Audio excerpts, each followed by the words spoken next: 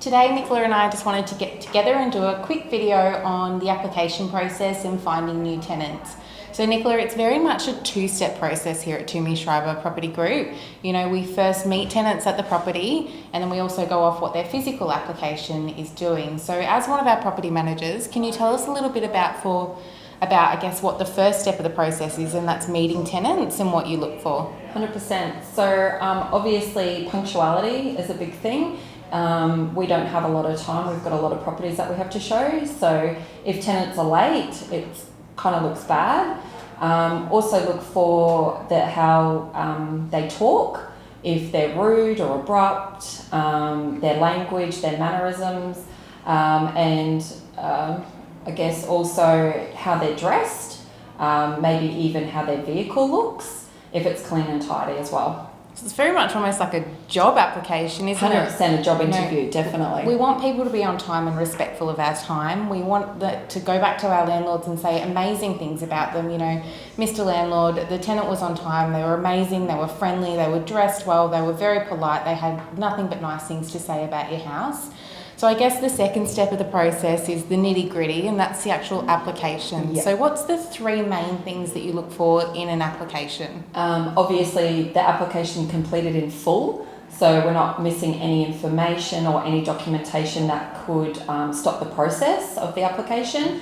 The affordability, your income has to reflect that you can afford the property.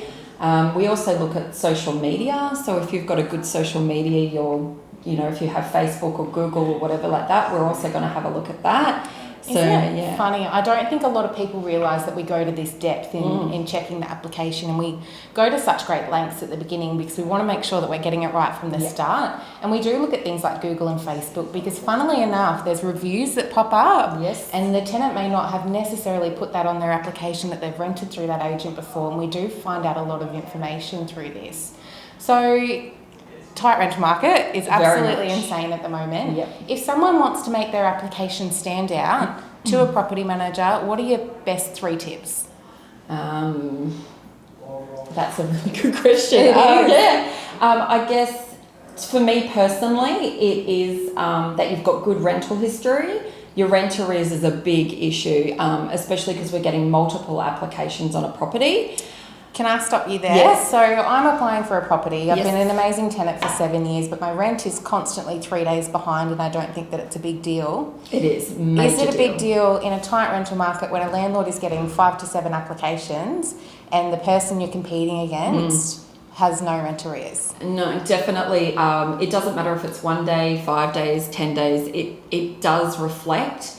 And it does reflect badly, especially in this market where we are getting so many applications and so many good applications. Such finite details, isn't it? And it's not necessarily a reflection of the person applying for the property. You know, it's 3 days. It's always been like that. It's just misaligned with their pay cycle. Yep. But when a landlord's reviewing your paper application, it is actually could be the difference between getting the property and missing out.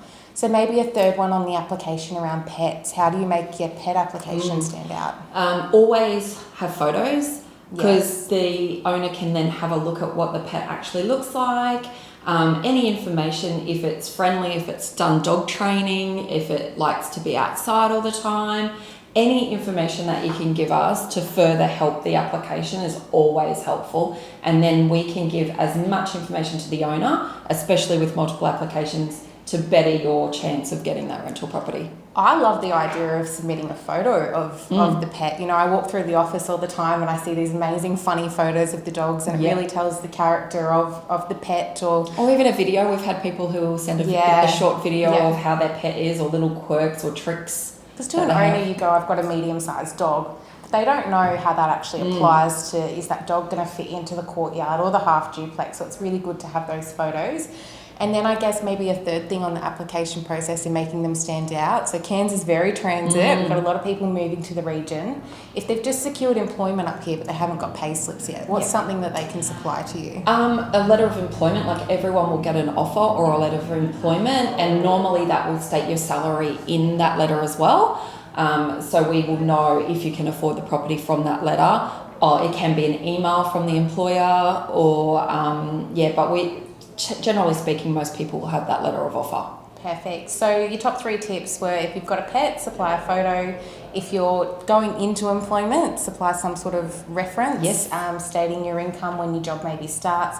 Third one, completing the application in full and making sure that you can in fact afford the property.